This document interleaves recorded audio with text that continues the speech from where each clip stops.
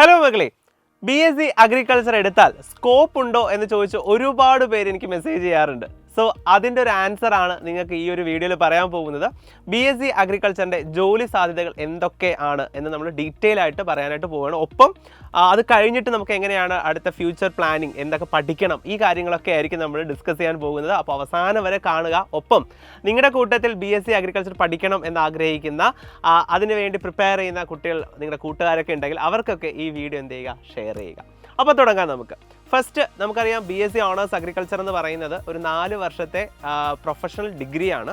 So ഇതിന് നമുക്ക് ICAR വഴിയോ അല്ലെങ്കിൽ നമ്മുടെ കേരളത്തിനകത്താണെങ്കിൽ കീം അപ്ലൈ ചെയ്ത് നീറ്റ് എഴുതി അതിനുശേഷം മെഡിക്കൽ റാങ്ക് ലിസ്റ്റിൽ നിന്നോ ആയിരിക്കും നിങ്ങൾക്ക് അഡ്മിഷൻ ലഭിക്കുക. അപ്പോൾ ഏത് വഴിയായാലും നിങ്ങൾ എത്തുന്നത് ഒരേ കോളേജിൽ തന്നെയാണ്, ഒരേ യൂണിവേഴ്സിറ്റി തന്നെയാണ്, നിങ്ങൾക്ക് ലഭിക്കാൻ പോകുന്ന ഒരേ സർട്ടിഫിക്കറ്റ് തന്നെയാണ്. അപ്പോൾ ഈ BSc അഗ്രികൾച്ചർ കഴിഞ്ഞാൽ 2 തരത്തിലുള്ള ജോബ് ഓപ്പർച്യൂണിറ്റീസ് ആണ് വരുന്നത്. ഒന്നെന്ന് പറയുന്നത് ഗവൺമെൻറ് സെക്ടർ, രണ്ടാമത്തെ പ്രൈവറ്റ് സെക്ടർ. ഇതിൽ ഗവൺമെൻറ് സെക്ടറിൽ നമ്മൾ നോക്കിക്കഴിഞ്ഞാൽ വരുന്ന ഒന്ന് നമ്മുടെ അഗ്രികൾച്ചർ ഓഫീസർ എന്ന് പറയുന്ന പോസ്റ്റിംഗ് ആണ്. നമുക്കറിയാം എല്ലാ പഞ്ചായത്തുകളിലും അഗ്രികൾച്ചർ ഓഫീസർ പോസ്റ്റിംഗ് ഉണ്ട്. അതുപോലെ തന്നെ റിസർച്ച് സ്റ്റേഷനുകൾ, അതുപോലെ ഇതുപോലെ ഗവേഷണ കേന്ദ്രങ്ങൾ ഒരുപാട് വേറെയുമുണ്ട്. സോ അത്തരത്തിലുള്ള സ്ഥലങ്ങളിലായിരിക്കും നമുക്ക് അഗ്രികൾച്ചർ ഓഫീസറിൻ്റെ ആവശ്യം വരുന്നത്. അതുപോലെ തന്നെ ബാങ്കിങ് സെക്ടറിലും നമുക്കറിയാം എല്ലാ നാഷണലൈസ്ഡ് ബാങ്കുകളിലും അഗ്രികൾച്ചർ ഓഫീസർ എന്ന് പറയുന്ന ഒരു പോസ്റ്റ് ഉണ്ട്. കാരണം ഇത്ര ശതമാനം ലോൺ നമുക്ക് അഗ്രികൾച്ചർ ഏരിയയ്ക്ക് കൊടുക്കണം എന്നൊക്കെ നിബന്ധനകളുണ്ട് RBIയുടെ. സോ അതുകൊണ്ട് തന്നെ അത് പാസ്സാക്കുന്നത് അഗ്രികൾച്ചർ ഓഫീസേഴ്സാണ്. അപ്പോൾ അങ്ങനെയൊക്കെയുള്ള പോസ്റ്റിംഗ് ആണ് ആദ്യത്തെ വരുന്നത്. പിന്നെ വൊക്കേഷണൽ ഹയർ സെക്കൻഡറി സ്കൂളുകളിലും ഈ പറഞ്ഞതുപോലെ തന്നെ അഗ്രികൾച്ചർ കഴിഞ്ഞ ആൾക്ക് BEd അല്ലെങ്കിൽ അങ്ങനെയുള്ള യോഗ്യതകളൊന്നും വേണ്ട, സെറ്റോ നെറ്റോ ഒന്നും തന്നെ വേണ്ട, BSc അഗ്രികൾച്ചർ മാത്രം പാസ്സായാൽ മതി വൊക്കേഷണൽ ഹയർ സെക്കൻഡറി സ്കൂളിൽ ടീച്ചറായിട്ട് കയറാൻ സാധിക്കും. സോ ഇങ്ങനെയുള്ള പോസ്റ്റിംഗ് ഒക്കെയാണ് ആദ്യത്തെ ലെവലിൽ നമ്മൾ പറയുന്നത്. പിന്നെ നമുക്ക് ഗവൺമെൻറ് സെക്ടറിലേക്ക് വന്നു കഴിഞ്ഞാൽ സെൻട്രൽ ഗവൺമെൻറ്റിൻ്റെ ഒരുപാട് പോസ്റ്റിംഗ് ഉണ്ട്. ലൈക്ക് ഇപ്പോൾ നമുക്ക് ഫുഡ് സേഫ്റ്റി ഓഫീസർ ഉണ്ട്, അത് അഗ്രികൾച്ചറുകാർക്ക് അപ്ലൈ ചെയ്യാവുന്നതാണ്. അതുപോലെ തന്നെ നമുക്ക് നമ്മുടെ food corporation of India FCI അവരുടെ ഉണ്ട്. അങ്ങനെ ഒരുപാട് പോസ്റ്റിങ്സ് ഈ പറയുന്ന സെൻട്രൽ ഗവൺമെൻറ്റിൻ്റെ സെക്ഷനിലും ഒരുപാട് BSc അഗ്രികൾച്ചർക്കാർക്കുള്ള പോസ്റ്റിംഗ് ഓപ്പർച്യൂണിറ്റീസ് ഉണ്ട്. ഇനി പ്രൈവറ്റ് സെക്ടറിലാണെങ്കിൽ ഒരുപാട് കമ്പനീസ് ഈ BSc അഗ്രികൾച്ചർ കഴിഞ്ഞവരെ, ഇൻക്ലൂഡിങ് ഞാൻ ഈ പറയുന്നത് ഫോറിൻ കൺട്രീസിലൊക്കെ. ഇപ്പോൾ ഇന്നലെ എനിക്ക് ഒരെണ്ണം വന്നത് UAEയിൽ ഒരു ലാൻഡ്സ്കേപ്പിംഗ് സ്പെഷ്യലിസ്റ്റിനെ വേണമെന്നൊക്കെ പറഞ്ഞിട്ടുള്ളൊരു അഡ്വർടൈസ്മെൻറ്റ് കണ്ടു. അപ്പോൾ അങ്ങനെ പല കൺട്രീസിലും ഈ പറയുന്ന BSc അഗ്രികൾച്ചർ കഴിഞ്ഞ ആർക്ക് വേണ്ടിയിട്ടുള്ള ഓപ്പർച്യൂണിറ്റീസ് ഉണ്ട്. ലൈക്ക് നമുക്ക് ഫെർട്ടിലൈസർ കമ്പനീസ് ഉണ്ട്, അതുപോലെ മെനുവേഴ്സൊക്കെ പ്രിപ്പയർ ചെയ്യുന്ന അങ്ങനെയുള്ള ഒരുപാട്, അതുപോലെ തന്നെ നമുക്ക് ബയോടെക്നോളജി പരമായിട്ടുള്ള കമ്പനീസ് ഉണ്ട്. അപ്പോൾ അങ്ങനെയൊക്കെയുള്ള ഒരുപാട് കമ്പനികളിൽ ഈ പറയുന്ന BSc അഗ്രികൾച്ചറുകാർക്ക് ഓപ്പർച്യൂണിറ്റീസ് ഉണ്ട്. ഇതൊരു ജനറലായിട്ട് ഞാൻ പറഞ്ഞതാണ് കേട്ടോ.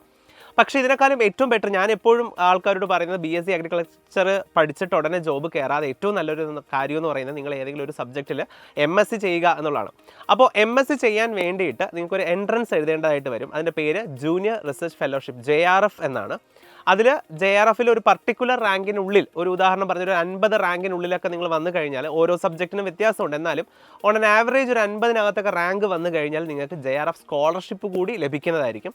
അപ്പോൾ ഏകദേശം അതൊരു 10,000 15,000 ആ റേഞ്ചിൽ വരും. അപ്പോൾ ഈ പറയുന്ന സ്കോളർഷിപ്പോട് കൂടി തന്നെ നിങ്ങൾക്ക് എന്ത് ചെയ്യാൻ പറ്റും, നിങ്ങൾക്ക് നിങ്ങളുടെ MScയും കൂടി ചെയ്യാൻ സാധിക്കും. അപ്പോൾ അതുകൂടി ചെയ്ത് കഴിഞ്ഞാൽ നിങ്ങളൊരു സബ്ജക്റ്റിൽ സ്പെഷ്യലൈസ്ഡ് ആകുകയാണ്. സോ നിങ്ങൾക്ക് ഒരുപാട് സബ്ജക്ട്സ്, ഏകദേശം 20ഓളം ഡിസിപ്ലിൻസ് നിങ്ങൾക്ക് അതിനകത്ത് കാണാൻ സാധിക്കും. അതിൽ ഏറ്റവും ഇഷ്ടപ്പെടുന്ന ഒരു സബ്ജക്റ്റിന് വേണ്ടി 3rd ഇയർ തൊട്ട് നിങ്ങൾക്ക് പ്രിപ്പറേഷൻ സ്റ്റാർട്ട് ചെയ്യാം. 3rd year 4th year preparation തന്നെ ധാരാളമാണ്. നിങ്ങൾക്ക് JRF സ്കോളർഷിപ്പോട് കൂടി തന്നെ നിങ്ങൾക്ക് PGയും കംപ്ലീറ്റ് ചെയ്യാം. PG ചെയ്ത് കഴിഞ്ഞിട്ട് നിങ്ങൾക്ക് ഫർദർ ആ സബ്ജക്റ്റ് ഇഷ്ടപ്പെടുന്നുവെങ്കിൽ നിങ്ങൾക്ക് PhD കൂടി ചെയ്യാം. PhD ചെയ്യാനായിട്ട് നിങ്ങൾ SRF എന്ന് പറയുന്നത് സീനിയർ റിസർച്ച് ഫെലോഷിപ്പ് എന്ന് പറയുന്ന ഒരു എൻട്രൻസ് എഴുതുക. ആ എൻട്രൻസിനകത്ത് നിങ്ങളൊരു പർട്ടിക്കുലർ റാങ്കിനകത്ത് വരികയാണെങ്കിൽ നിങ്ങൾക്ക് ഉറപ്പായിട്ടും സ്കോളർഷിപ്പ് കിട്ടും. ഇല്ല, റാങ്കിന് പുറത്താണെങ്കിൽ നിങ്ങൾക്ക് അഡ്മിഷൻ ലഭിക്കും, പക്ഷേ സ്കോളർഷിപ്പ് ഉണ്ടാകില്ല. ബട്ട് എന്നിരുന്നാലും നിങ്ങൾ പോകുന്ന യൂണിവേഴ്സിറ്റിയിൽ ചിലപ്പോൾ നിങ്ങൾക്ക് വേറെ ഏതെങ്കിലും ഒരു സ്കോളർഷിപ്പിന് അപ്ലൈ ചെയ്യാൻ സാധിക്കുന്നതാണ്. ഇനി മറ്റൊരു പ്രധാനപ്പെട്ട ഒരു കാര്യം കൂടി നിങ്ങൾക്ക് പറഞ്ഞുതരാം. നിങ്ങൾക്ക് UG ഇവിടെ ചെയ്തതിന് ശേഷം PG PhD ഈ രണ്ടും നിങ്ങൾക്ക് ഫോറിൻ യൂണിവേഴ്സിറ്റികളിൽ ചെയ്യാൻ സാധിക്കും. അത് ഒരു നല്ല ഓപ്ഷനാണ്. കാര്യം എന്ന് വെച്ച് കഴിഞ്ഞാൽ PGയും PhDയും ചെയ്ത് കഴിയുമ്പോൾ തന്നെ ഒരു കുറേ വർഷത്തെ സത്യം പറഞ്ഞാൽ 2+4 ആണെങ്കിൽ ഒരു 6 വർഷത്തെ എക്സ്പീരിയൻസ് നിങ്ങൾക്ക് ഇവിടെ ലഭിക്കുകയാണ്, മറ്റൊരു കൺട്രിയിൽ ലഭിക്കുകയാണ്. അത് നിങ്ങൾക്ക് ഒരുപാട് ജോബ് ഓപ്പർച്യൂണിറ്റി ഇൻക്രീസ് ചെയ്യാൻ സഹായിക്കും. നിങ്ങൾക്ക് അവിടെ തന്നെ ചിലപ്പോൾ PR ഒക്കെ എടുത്ത് അവിടെ തന്നെ സെറ്റിൽ ആവാനുള്ള, അങ്ങനെയൊക്കെ നമ്മുടെ സീനിയേഴ്സ് അങ്ങനെ സെറ്റിൽ ആയിട്ടുള്ളവരുണ്ട്.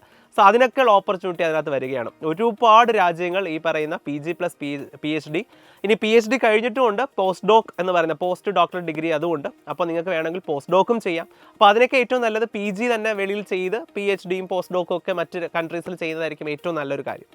ഇതിൽ MSc കഴിഞ്ഞ് കഴിഞ്ഞാൽ ചില specialised officer, specialist officer, soil specialist, agronomy specialist, അങ്ങനെയൊക്കെയുള്ള ചില പോസ്റ്റ്, അതുപോലെ സോയിൽ സർവേ ഓഫീസർ, സോ ഇങ്ങനെയൊക്കെയുള്ള ചില എക്സ്ട്രാ പോസ്റ്റുകൾ കൂടി നിങ്ങൾക്ക് അപ്ലൈ ചെയ്യാനായിട്ട് സാധിക്കും. ഒരുപാട് ചില ഡിപ്പാർട്ട്മെൻറ്റ്സ് ഉണ്ട്.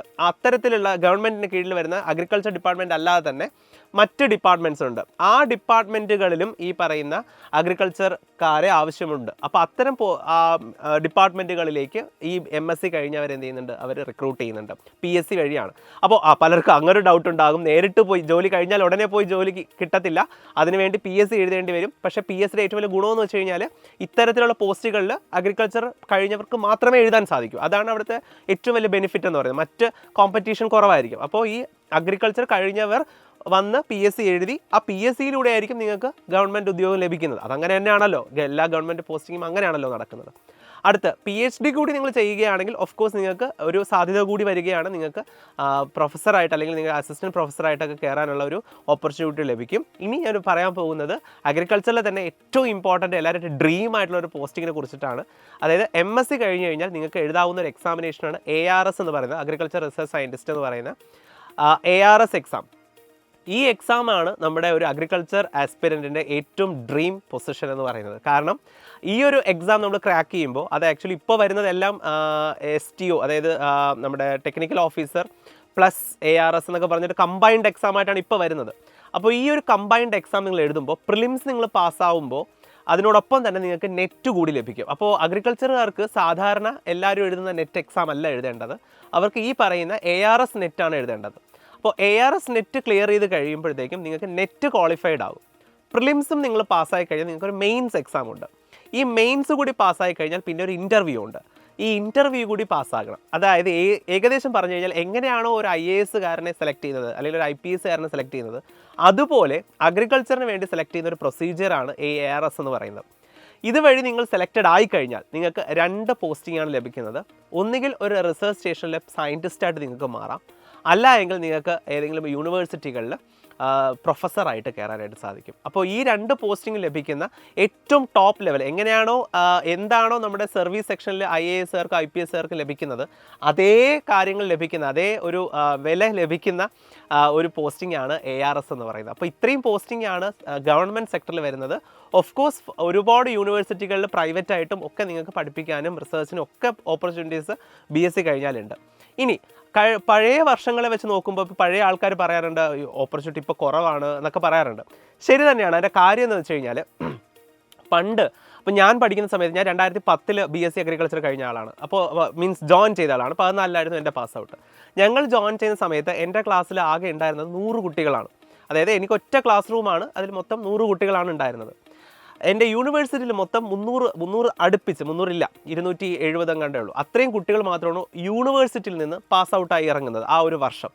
പക്ഷേ ഇന്ന് നമ്മൾ നോക്കിക്കഴിഞ്ഞാൽ എൻ്റെ കോളേജിൽ തന്നെ ഏകദേശം 180 കുട്ടികൾ, അതായത് 3 ബാച്ചായിട്ട് അതിനെ മാറ്റിയിട്ട് 180-ലധികം കുട്ടികളാണ് ഒരു വർഷം പഠിക്കാനായിട്ട് ജോയിൻ ചെയ്യുന്നത്. അതായത് യൂണിവേഴ്സിറ്റിയിൽ തന്നെ നമ്മൾ പഠിച്ചിരുന്നതിൻ്റെ ഡബിൾ നമ്പർ ഓഫ് സ്റ്റുഡൻസ് ഇപ്പോൾ അവിടെ പഠിക്കുന്നുണ്ട്.